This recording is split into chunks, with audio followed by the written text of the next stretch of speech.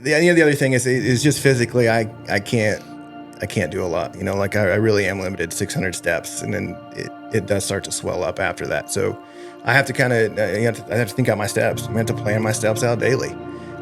If there are certain things I need to get done, take the trash out or burn the trash, things like that. It's, and I've got to sit down and kind of keep it elevated to get through that.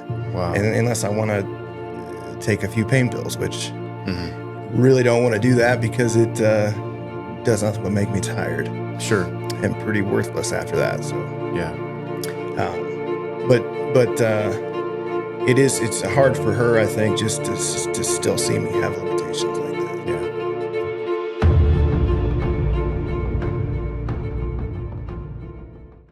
Brent Westendorf, a local boy, local guy, grew up in North Manchester. Is that right? Yep. Wow. So are you still local now? You still live in the area? Yeah. Where do you live at? Out on 400 East, just east of town. Awesome. Are you a married man? I'm a married man. How long? 7 years. Wow. Congratulations. Kiddos? Yep. 6 children. Whoa. Yeah. Why 6? 6. Why 6 kiddos, man? We love kids.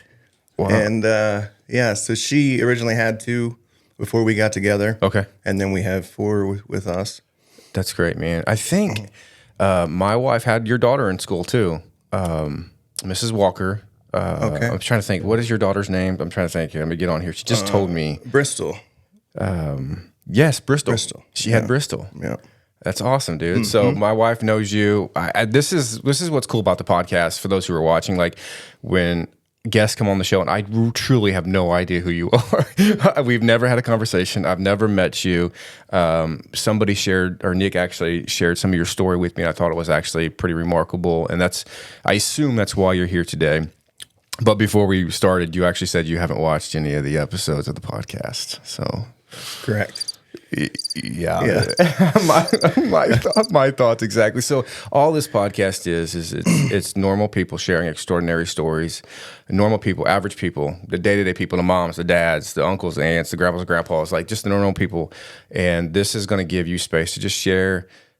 Maybe there was some tragedy in your life. There's been success, what your life has looked like. But before we get in all of like the meat of your story, first, thanks for being here, man. I'm really glad you're here, and I hope that through this conversation we're actually going to be friends. So that's the cool part. So before we dive into your story, tell us a little bit about yourself. Who's Brent Westendorf? Did I say that right? Yes, you did. Awesome, man. Where does that originate from? The last name? Germany. Okay, man. So who's Brent? Brent's a 40-year-old dad of 6.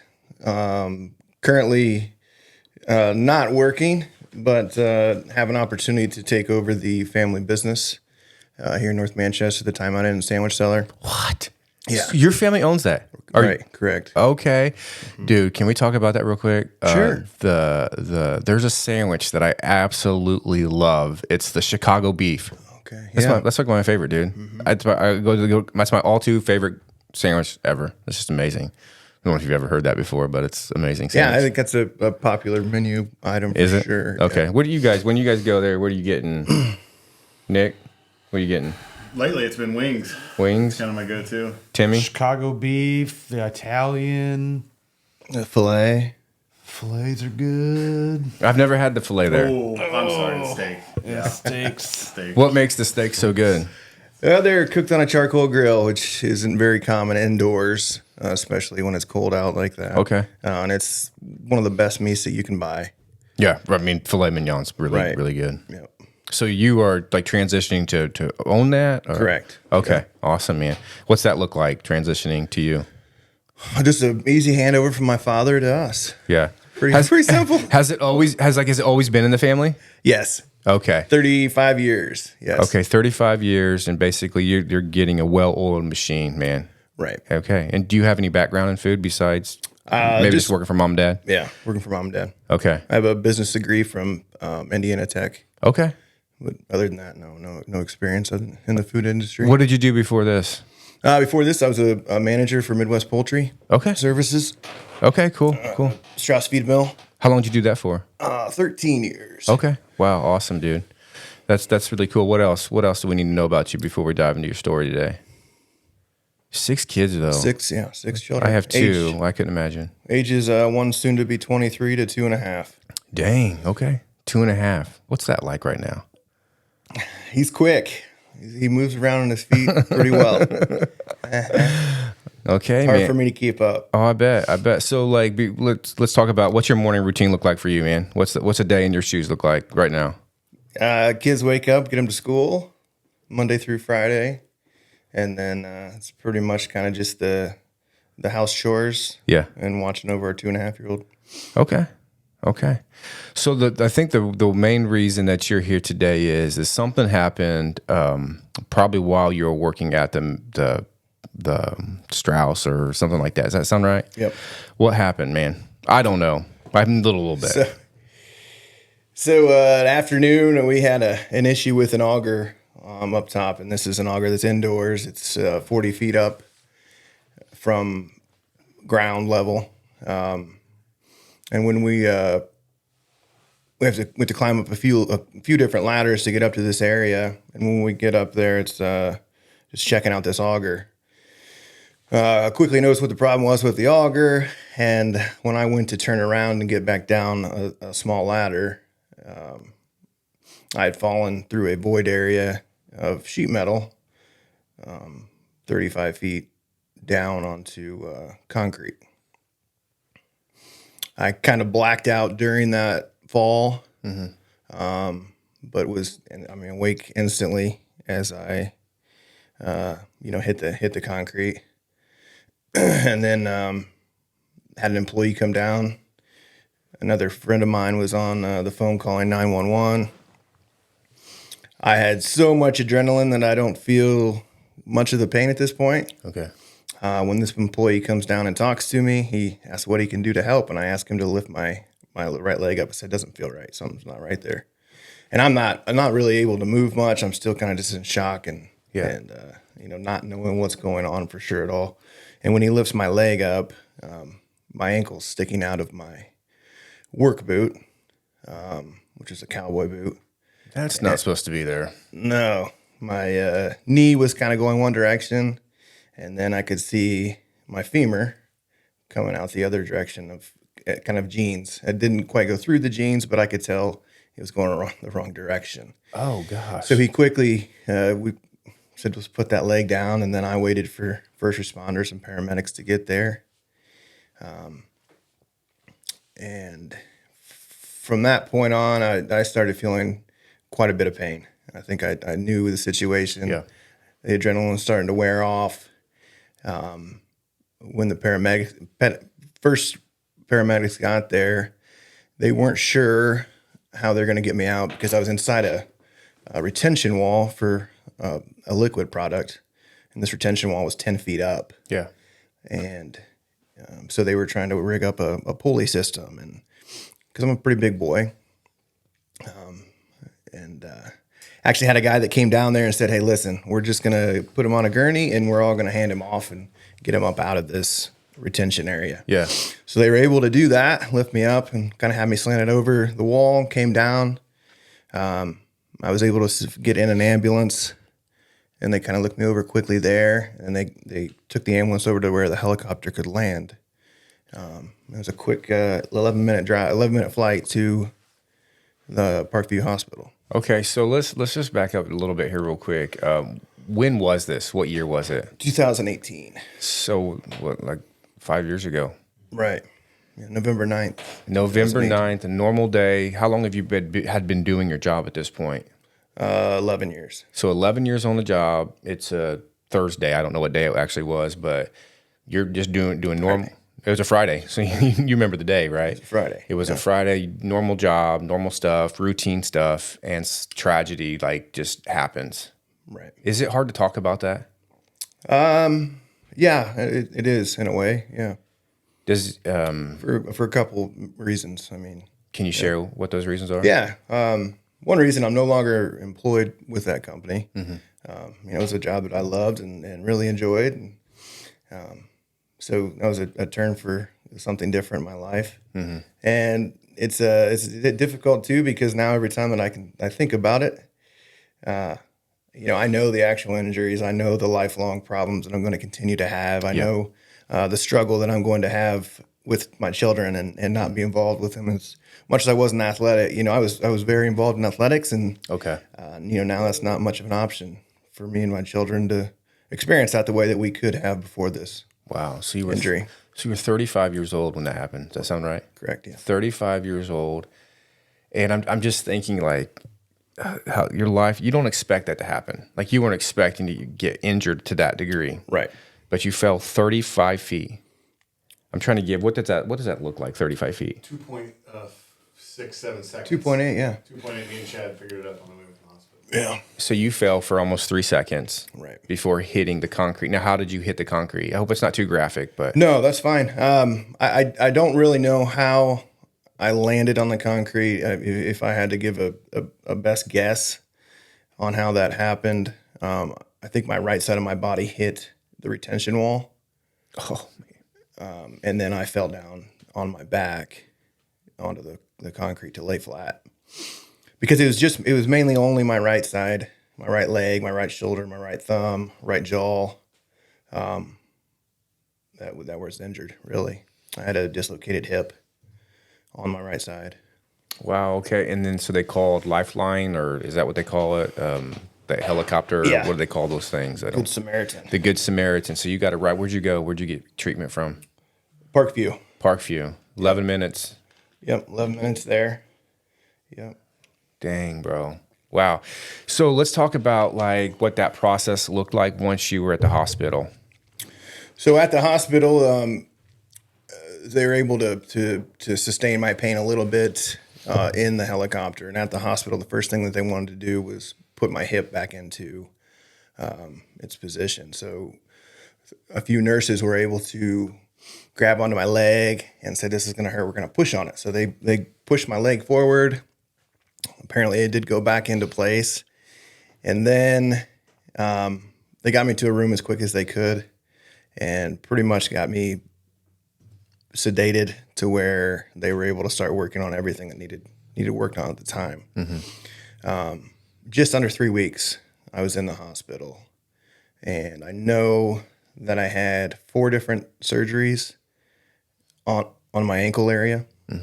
My knee, I had to have all of my tendons reattached. All 4 of them, I believe there are: LCL, ACL, MCL, and All the L's, huh? all the L's. My femur, they had to put a rod in my femur. On both, actually, I think it broke in 2 spots. I'm not sure on that, Okay. but it's like an 18-inch rod in my femur. And then I had to have surgery on my hand, plates and screws in it, and nothing on the shoulder. That's still there, but it was a rough time in the hospital. My wife is a nurse, so she was very helpful, and they were busy at the time. All of those rooms were post-op rooms that were pretty busy. So she was able to help. I had to have a catheter put in and taken out, I don't know, 20 plus times in a couple of days. Like it was, and she was able to help me do that. I mean, she's an absolute blessing in this whole situation. And We should probably give her a shout out. we Who's should. Who's your wife? Lindsay Westendorf. Lindsay Westendorf. Let's give a shout out. There we go. Yeah. Thank you.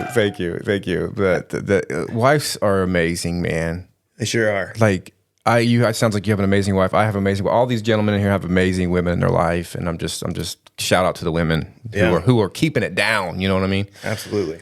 So you're injured. So how long was like recovery? You know, you were in the hospital for 3 weeks. You said. I mean, let's be real, right? Your life changed. Right. Absolutely. It changed. So like, let's talk about that. Let's talk about recovery. Post recovery. So I was in a wheelchair, had to have a couple of things built to get into our house. For that, we had stairs on both entrances of the door. So a wheelchair, I want to say for over 3 months, I would think. It was 3 months of a wheelchair. My leg had to be straight for those 3 months as well. That's terrible. Yeah. Just We did go Christmas shopping. Thankful for a couple of friends that were pushing me around. That was wonderful. Was Nick there? It was, Oh, yeah, cool, Nick cool. was. And we went to the farm show. We did do that. Nick will push you around, man. He will. He'll push you around. He don't Yeah. care. He don't care. Yeah, he did really well at talking in my ear too. He did do good. Now Brent, he wanted to make sure that we were. You got special treatment. As if you couldn't hear, like Yeah. you We wanted it to be known. So had No, he's just hurt. so Aren't you thankful for people like Nick in your life? I'm telling you. absolutely. It's fun. It's entertaining. For sure. So recovery, we're in the wheelchair for 3 Yeah, months. wheelchair. I had to have another. I think 2 more surgeries within that 3 months. Just whether it was removing a screw or adjusting something, and then I went into a hard cast at the end of that. Crutches, still non-weight bearing. I think for another 12 weeks, 8 to 12. Wow. Yeah, and through that time, I wasn't getting very much blood flow to my ankle. So they called it avascular necrosis, where my bones were starting to kind of die off. Mm-hmm. So they weren't certain on what the next step was going to be. If I could manage the pain, they wanted to just kind of keep it where it was and be extremely hopeful that I was going to be able to get some blood flow and the bones would strengthen. I couldn't get any kind of a ankle replacement until that happened. And that was kind of the ultimate goal, was an ankle replacement. So the whole time, it didn't seem like we were getting any more blood flow every 2 months or a 2-month appointment. It didn't seem like it was getting any better. Yeah. And then kind of towards the end of, I want to say we're out into the end of 2019, I went in and he said, "Hey, I think we're going to be able to do this." So we waited another 6 months, got it scheduled, went through all the pre-procedures of getting measurements and everything, and went ahead and put an ankle replacement in. I've never heard of an ankle replacement. Not very common. I think when we first discussed it, it had been out for 8 years. I don't remember the exact number, but I want to say it was somewhere around 2,000 of them have been done in those 8 years. So Wow. not a very common procedure. But I'm extremely thankful. It's limited, so it's a 10-year pretty much lifespan with these ankle replacements. Okay. Your ankle does a lot of moving, and it was a 600 step limit a day if I wanted to see that longevity of 10 years. 600 steps? So pretty minimal. That's very minimal. Pretty minimal, yeah. but I can tell you from the pain, if I'm not extremely active, the pain that I had before this ankle replacement was much more severe. So it's in a lot better place now after the replacement. If I'm active, it'll start to swell up, and obviously I'll get a lot of pain from that. Wow. But and I'm in a much better place now with this ankle replacement. So the big question that's like running through my brain right now: should you have lived? Right. Should you have lived? Like statistically, scientifically, I'm not talking about people of faith. I'm just saying, like, should you have lived that kind of through that kind of fall? I had a physical therapist up in the hospital that came to me and said, "Boy, Brent, if you would have been 15 more feet, 100% of the chance that you die, that's what would have happened." So I was 15 feet away. If I was 15 feet higher, there's a pretty much 100% likely chance. I mean, because people have probably died that have fallen 30 feet or whatever, right? Sure. I assume, right? Sure. Why? I mean, it just begs the question: why do you think you lived? There's another plan. God has more for me in this part of my life. What was probably one of the biggest takeaways from this injury? Just don't take anything for granted. That's, Did you? Yeah, I did. Much before, a lot. What do you think you took for granted of? Just your physical abilities. I mean, it's one thing for sure. I think a little bit of selfishness beforehand. Yeah. And now that can change. You become more caring, more loving. I think just knowing that you have an opportunity to still be here when you shouldn't be. Yeah. I mean, really. Like, it's just crazy to think about falling that far. Are you afraid of heights now? or were you then? I wasn't then. No, not at all. Now, yeah, I think I worry a little bit more about the structure underneath me for sure. If I'm up at that height. We just took a vacation and we had it was a Ferris wheel that went 260 feet up in Orlando. It was okay in that. It was stable. I think. So You think? it seemed to be okay. But looking out over those windows, yeah, it's a little bit eerie. I think in 2004, I was working at Steel Dynamics in Columbia City. I was working at the mill, and I was 19 years old when I was working there in 2000. I think it was 2004, and I had a really bad accident there. I was working on the melt deck, and it's hard to explain because people won't really understand unless you've worked in a melt shop. But severe accident. My left foot got crushed. And I had metatarsal boots on, but my metatarsal was just destroyed. And so I have like 7 screws and 2 big plates in my foot and stuff. And my big toe and the toe beside that has been rebuilt with like bone cement and crazy stuff like that. But I say it because as minimal as it was for me, like not comparing to your story whatsoever, like it literally changed my life because like I can't, I'm limited on what I can actually do because of the pins, the plates, like Right. I don't feel as confident in myself anymore. I don't like heights. Like there's so many things that I feel limited. So like walk us through like emotionally how you handled this because you're 35 years old at this time. How many kids do you have? 5. You have 5 children at home. You have your wife. Like you're the shoulder. You're the support. But like it all changed, man. Like Right. emotionally, how were you doing? Yeah, I think emotionally beforehand, I was extremely confident, that loving father and just able to carry myself at a higher, just pretty high. Yeah. And after that, like you said, it does change you. I mean, I walk with a pretty big limp. I'm not quite as confident because I'm not the breadwinner anymore with my wife. Kind of the same way with the kids. They can go out there and run circles around me, and if we're playing basketball or football, any kind of athletics, it changed a lot with that. I think emotionally, right afterwards, I was just extremely thankful for my wife, family, friends who were able to help and had a lot of things done for us during that 3-week stint in the hospital. So just the love and outpour of all the help that we had meals brought to us. People were able to watch our children. It was unbelievable to feel that. And, that was emotional in itself. It really was. Oh, for sure. Yeah. You couldn't show enough gratitude to everyone that did that for us. And then my wife on top of that, it just I can't thank her enough for what she's done and was doing the entire time. I mean, as severe as wiping my butt after I, because I couldn't get up, I couldn't do that. So I had to turn and she had to. So just some disgusting stuff, emptying the. But it's freaking real though, dude. It is, yeah, yep, yeah, emptying my urinals, the mobile urinals that you get because of all of that. Like it's just, she had to do a lot that I'd be tough.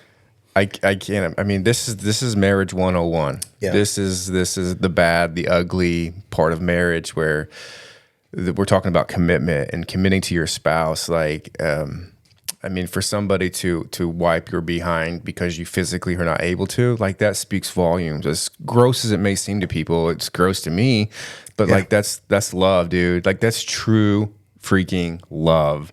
Ain't no Hollywood behind that. Ain't that right, Nick? Like this is real. I love it. And so did your marriage at all suffer through that time or did it grow? I think through that time, it absolutely grew. We became a lot closer. Probably more ways than you wanted to, right? But he was very strong. Not only did I realize like I could have lost the ability to be with my wife every day. She realized that as well. So it definitely strengthened our marriage.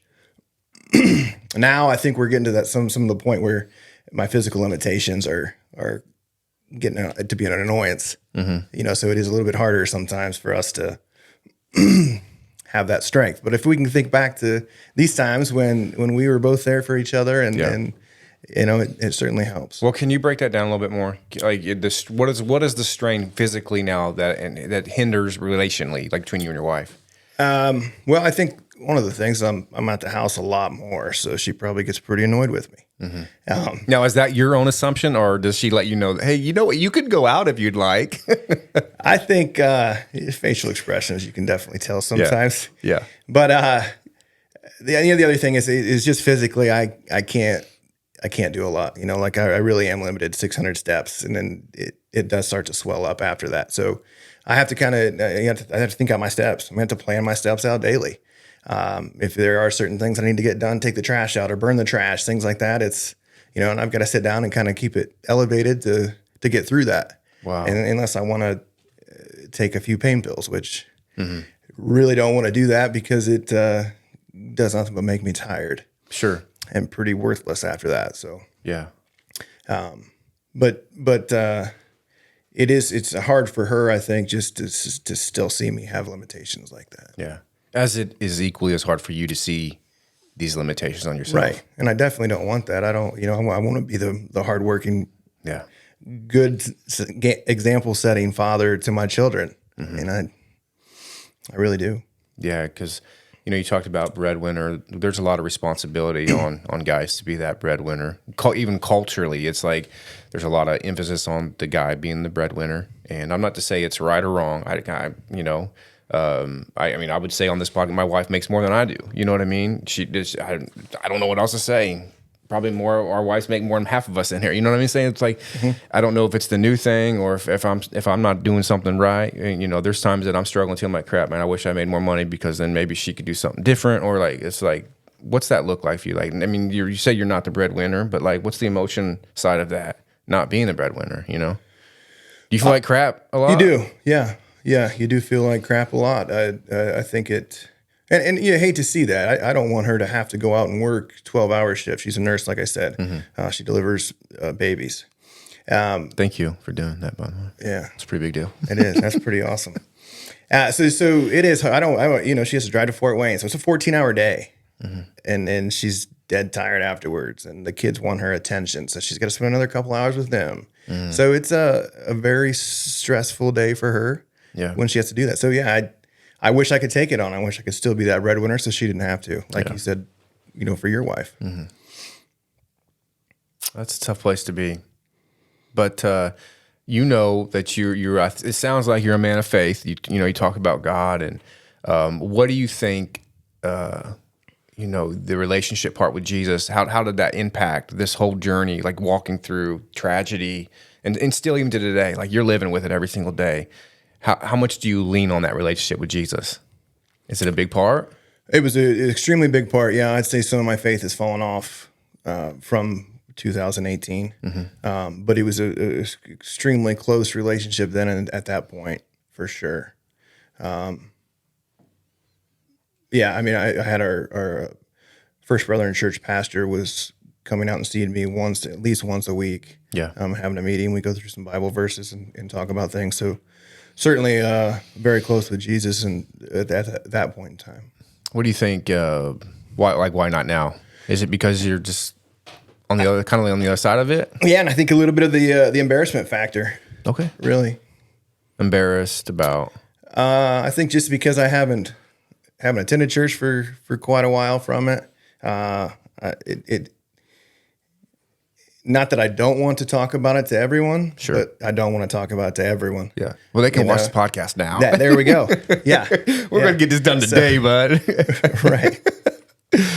But I mean, I just curious, not to like dig into that part of it, but oftentimes when we reach out to God when we're going through really tough times like that, I don't know why we're like that, but now that you're on the other side of it, it's asking yourself, well, why have I mean, it's embarrassment. You're embarrassed, right? Mm-hmm. Right. And I appreciate you being vulnerable enough to say that. There's a lot I'm embarrassed too, but it's how do you get back to that? What do you think the key is going to be for you and your family to get back to that point of like, Jesus, big deal, huh? Is that a big question? That's a big question. That's a difficult question. Because I know now you're like getting super busy, right, with sports and stuff yeah, with the kids. Yeah, I think he's got to jump in and do it. He's got to make it happen. Yeah, I'm not trying to make you feel uncomfortable with Right. the question either. It's just I just want you're married, you have 6 kids, sports, business owner. Like now, it's like how do families do it now? How do we put? I mean, I'm a pastor, right? So I can give you an answer, or maybe I think I can. But I'm just wondering what's the real answer for families like yourself? Like how do we make Sundays a priority, or how do we make Jesus a priority throughout the week? Like, is it even possible? How do we do this? Is that the elephant in the room? Anybody want to answer this question for me here? Got to be a priority. How do you make it a priority? Yeah. How do we make it a priority? How do we make it a priority? Anybody? Nick? How do we make Jesus a priority? He's over here sweating now. Shoot. Well, I think we're all sweating because we all know we fail short. And when it's bedtime upstairs, I'm nodding off and going to my room instead of going through prayer time and scripture with the kids. So Yeah. step one, just don't be lazy. Don't be lazy. I think you want to say it a different way, but you're going to keep it clean today. But no, it's just curious, I mean, because I know there's a lot of families like yourself too, right? Have a lot of kids. They're just busy. But how do we make church, or how do we make God a priority in our lives? I think it's a hard question to answer, but I think it's easy too. It's like we literally have to prioritize that as the number one thing. Right. You know what I mean? Yep. So I'm just a thought there, just wondering. So now we're 5 years deep, man, and you're still working through it. You came in today, you had a limp. I saw it, Yep. But like, what's your dream, man? What are you dreaming right now? What's the dream for you, dude? Well, I mean, my dream definitely would be for this to not have any pain. Are you in pain right now? Yeah. Yeah. Yep. Uncomfortable? Yeah. These chairs are uncomfortable anyways. They make you sit a certain They do. Like there's no flex, bro. So yeah, I mean, I would say I would that would be a dream of mine for sure, and then just a dream that I think I can still be that father figure that my children need. A father that can spread Jesus to them, a father that can be loving and show them a good relationship with their mother. I really think that that's something that I want to keep strong. I want to do better. Yeah, for sure. Me too, man. Yeah, me too. Did your mom and dad live around here? So yeah, my mom passed away in 2016. Okay. Cancer.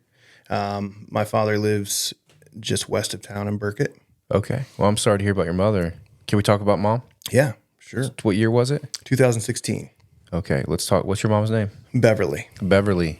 Okay, let's talk about Beverly. Okay. Tell me a little bit about Beverly. So Beverly, like we said before, they owned the Time Out and Sandwich Cellar here in town. Just a great woman. Seemed that she never had any enemies, even employees that she would have to scold a little bit, seemed to still love her. Mm-hmm. And certainly as a son that I can't say I've ever been mad at her. She's just always so loving and was always able to have the right answers for us as children. So I have a brother and a sister, both younger. Okay. Are you a mama's boy? Yeah. Yeah. For sure. Okay. Yeah. Yep. So it was so hard for us as a family. She's our rock for sure. Since 2016, our family has kind of divided, and we still talk and communicate, but nowhere near the amount that we were before 2016. It was every Sunday we'd have dinners. She'd make sure everybody was there. There's no excuses. No excuses. It was just like at church. You show up at 504 North Mill Street, and it happens. Wow. Yeah, Wow. Yep. Wow. She was the pillar of the family. She was. Okay. Yep, for sure. So it was a very, very difficult time. She struggled battling cancer for 2 years. What kind of cancer was it? Ovarian, stage 4 is when she was diagnosed. She was, when she found out, she had stage 4. Right. But she fought it for 2 years. 2 years. That's amazing. Yeah. That's amazing. So what was that like for you guys seeing that happen to your mama? Hard. I mean, hard just to see the stages of the cancer just tear her apart. I mean, really, it just, you could just see the digression, and it's difficult. It's so difficult because you always have that hope in your mind, in the back of your mind, that she's going to fight through this. She's so strong. Yeah. She's my role model. She can't lose this. Yeah. And then when you see it just slowly get worse and worse and worse, and then you know that time's coming. So yeah, how do you mentally prepare for that? You can't. It's just spending a lot of time together as a family, getting close, talking about great memories with her. Yeah. Watching, I mean, she had a video camera in her hand every point in time when we were on any family vacation. Wow. You know, so we were able to go through some of those and see her and That's- them and just see the love that she had following us around with that camera. That's special, dude. Yeah. Aren't you glad she did that? Absolutely. As annoying as it may have been for the people there. 'Cause Yeah. I always get yelled at for having my camera and taking video and picture. I'm like, guys, we're Right. making memories here today. We're going to record that thing. You Right. know? But Beverly, so like, what about now? Like, what do you wish you would have done stuff differently with mom, or do you have any regrets? I think regrets. I think back to what I could have done maybe to help her along in the struggle that she had for those 2 years. Yeah. I could have definitely been more supportive, more there for her. But at the same time, it was kind of hard. You know, selfishly, it was hard to see her in that. You know, I didn't want to remember her that way. I didn't want to see her that way. If I was away, you thought, okay, it's mom, it's Bev. You can talk to her on the phone. She's fine. Yeah. So yeah, it was. With that, I'd say. But other than that, I don't think there are any regrets at all. I mean, she had it was awesome to be able to spend the time that we did with her. Yeah. I won't tell For sure. anybody, but do you think you were her favorite? Oh, of course. I won't tell. That's just between us four in here today, guys. That's. I'm thankful for the people that you have in your life. As tragic as it is to lose somebody, my grandfather, right? He died of cancer as well. My best friend, like that was the first loss in my family that could actually impacted on me. Like it truly impacted me. My grandpa was my best friend. He taught me how to work. He taught me all about just life. Like he was literally my best friend. I miss him dearly. And when he was going through that journey, and I, at this time we were living in Indianapolis, and I have so many regrets of not being there more. Of wishing, he called me Bubba. That's my nickname. Wishing Bubba was there with him, because he was such a role model in my life. And there's probably not a day that goes by that I don't think about him. Is that the same for you, thinking about mom? Absolutely. Every single day. Yep. Like, there's always a question that you have in your mind one day, and you say, man, if I just had her, just had him to be able to ask that question to, Yeah. I'd know the answer. yeah. Yeah. Do you you- definitely miss that? Do you ever reach for your phone, you think you're going to call her, or did you ever have those moments? Yeah, sure. We gave her phone number to our oldest daughter. So anytime I see that number pop up too, it's, Oh, yeah. okay. that So number- she has grandma's phone. Correct. Dude, that's precious though. Yeah. That's so Yep. precious. Nick, what's the question you got today? Because you grew up with Nick. I tried to get him on. Right. I tried to get him sit in the seat today, but he's camera shy. He doesn't like to be in front of the camera. Timmy, what about you, Timmy? We're gonna open up the show today. Let's open it up. What questions do you guys have for the guests today? Because you grew up with Timmy and Nick, right? Right. Yep. What was that like? It was awesome. Can you tell me? It was very good. What was Timmy like as a younger dude? Dude, he is just dying. He's trying to break through that wall Is he? that I have up, and What- trying. He wants info. What was Timmy like as a teenage boy? I learned a lot from Tim. I bet you did. I didn't quite know him when he was a teenager. I'd say 19-ish. Well, that's a teen. Maybe 20. 23, 20? Yeah. 4. I feel like he was probably pretty wild. Really? Yeah. I feel like he was. Well, see, when I moved here, I'd already been married, had a kid, and was divorced. So, I didn't have that college phase, There we go. So, at the time, my sister had transferred here to Manchester. Okay. So, I was just kind of living that college life vicariously through her, just without all the classes and stuff. Huh. So, and then Brent went to school with my sister Yeah. and my brother, right? No? I don't think Dave. He was 2000, class of 2000. Oh, then yeah. Yeah. So So you're really still, I mean, not answering the question. How, on a scale of 1 to 10, 10 being Justifying that. 10 being the most wild, in 1, how wild was Tim Turflinger? Is this a good time to introduce You know, Ghost? that's you as a segue. Hold on. I'm ready. Should we? I'm ready. I got something to say. Oh, I got a question. We're passing the mic. It's getting right, wild so, in here Brent. right now, bro. Brent, what would Yes, you sir. say to the people watching this that maybe you've honked off on the baseball field as a coach? Oh, you were a baseball coach? Oh, he coaches. You coach softball, baseball, multiple times, right? So what would I say to the people that hunk me, upset me? Yeah. Well, no. Okay. So Brent's on the podcast. This is you know, getting you crazy. professed your faith. Yeah. But you know, you sassy pants McGee out there on the baseball field when you coach. So Is this true? I don't know. Who's this Brent he speaks of? I'm competitive. I think there's a good Okay. good benefit that comes from being competitive. You're right. Competitive. But I'm fair. I think also. no, you are, and I'm not saying you're a total butthead out on the field, but Yeah. It kinda maybe sounded some like you people did, can- though. I don't take it like that. I see him as competitive, but he's good with the kids. You know, good job, high five, this and that. But So you coach little kids then? Yeah, I try to coach any sport that I can with the kids. Sure. Oh, good. See, that's wonderful to know. I didn't know you did that. I've never seen Brent you. was also a member of the 2002 state championship. You're in that picture. Oh yes. You're in that picture. You Jack Rupley, Yes. the man, the myth, the legend, whom I actually have come to love sincerely. What was it like being a player for Jack Rupley?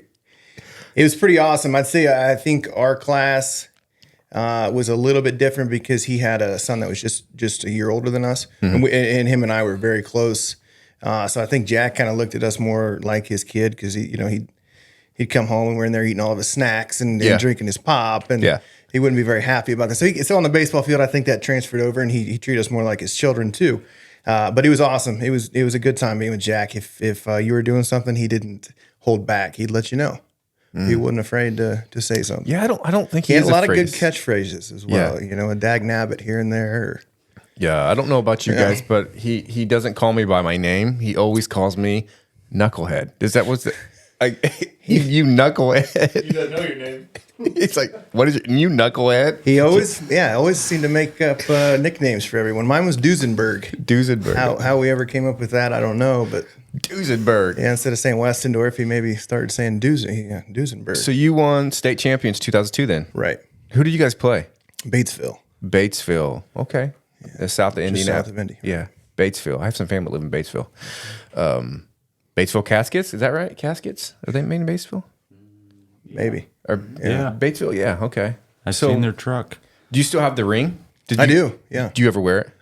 Some occasionally. Like when you're coaching the kids out there? Nah. No, I don't do Cooking that. steaks. I did. I think the first time, maybe the second time that I've ever worn it out in public, I took it to a IHSA state wrestling finals down at Bankers Life Fieldhouse. And you go in, you sit wherever you want to sit here in this thing. So I was wearing it saying like I was a state wrestling state champ, you know. And I walk in and sit down and look a couple rows behind me, and there's a kid that's, I mean, just a monster. I mean, huge, muscular guy. And he kind of puts his hand up on his knee, and I look at it, and he's got 4 of them on there.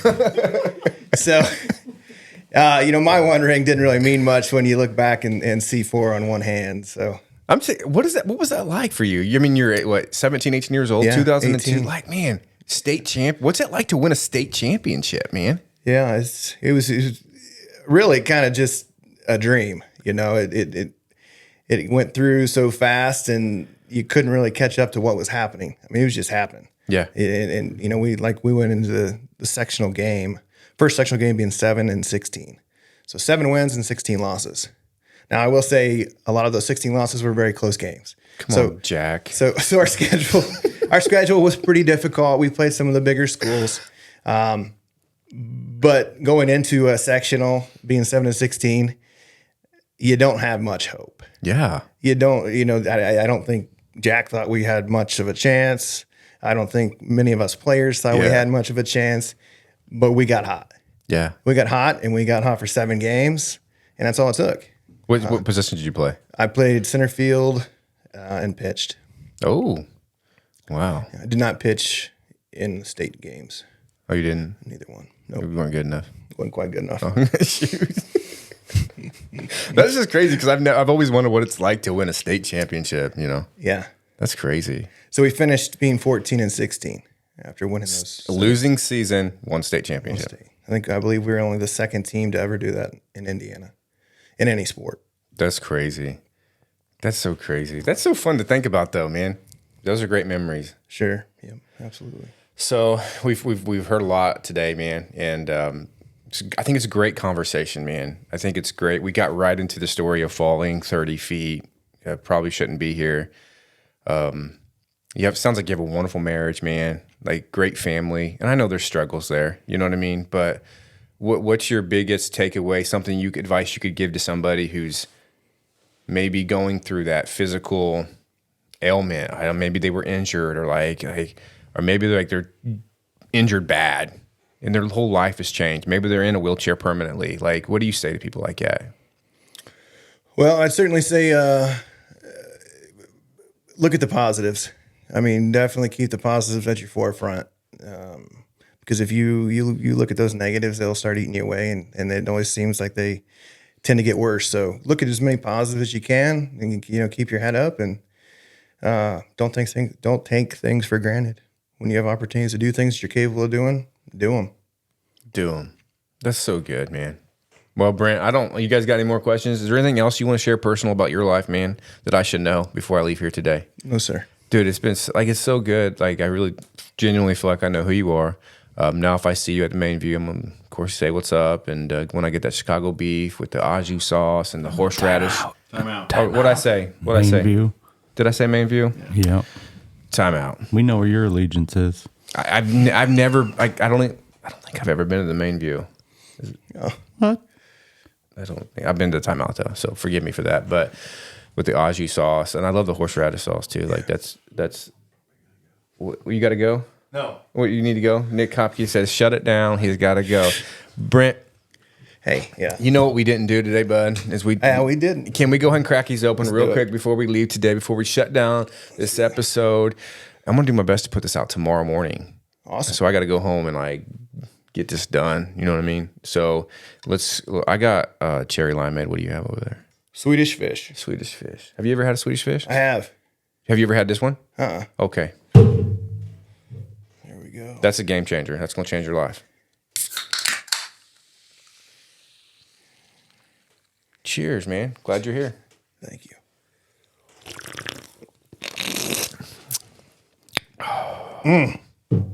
Definite game changer. Ghost. Wow. Why aren't we best friends yet? The audience loves the Ghost. The Ghost, of course, I'm not trying to advocate drinking energy drinks. I drink one maybe a day, but it's just, I love Swedish fish too. It's good, but that's fantastic. This is good. Yeah. Just make sure it's always really, really cold when you drink it. It's better. Nick, what's on your heart? Anything you want to share today? Yeah, sure. I'd like to share. Guys, for you who don't know, in the studio today we have Nick Kopke.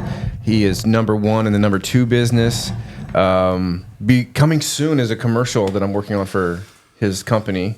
What's your company's name? Cop Manure Management. That's awesome. I just want to say I'm just thankful for Brent. He's always got a smile on his face, and I spent a lot of time there in the early years, all through school, and he wasn't he wasn't overly nice to us younger kids, but I got to know Brent, in our late 20s, early 30s through some church functions, and we spent some time up at Jesus Camp together, and we've been in some prayer groups together there a few years ago, and so it was really good. It was nice to get to know Brent on that level. Yeah. Like I knew high school Brent, but I know this version of Brent the best, and I'm super thankful for it, and I love you, buddy. He's about to cry. He's about to cry. He's about to make me cry. Everybody's going to be crying today. About you growing me and crying in here in this little studio. Timmy, what's on your heart, man? Anything you want to share today? Oh, I got nothing. I don't think. Oh, I am a little curious. Okay. How scared were you on the bike on the back of the crotch rocket to Fort Wayne to the Tin Caps game that time? With Scott Hogan? Oh, baby. I just thought of that a couple of weeks ago. I saw two guys on it, on a bike, and I thought, man, I did that. So you hold on. Like, we got to give some groundwork for people like me who have no idea what you're talking about. But it sounds like you and another man were on a crotch rocket together, and you went to a Tens Cap game in Fort Wayne. Yeah, Your floor is yours, man. Yeah, it just needed right up there the game, and he had a 2-person bike, and it was a Harley Davidson 1300, I believe. Fast. He wasn't afraid to go fast. It was a little scary. And, a little awkward as well. I want to mention that, but it's fun. I've never rode on a motorcycle before, so got my chance. Was this last week? This was 9-10 years ago, probably. Oh, it was probably longer than that. Yeah. Oh shoot! Aren't you thankful for those memories, though, man? I got a lot of memories. Man, if there's nothing else we want to share today, we want to thank everybody for watching today's podcast. Be sure to hit that like button, subscribe button, and stay tuned for our next episode. Thanks so much for watching.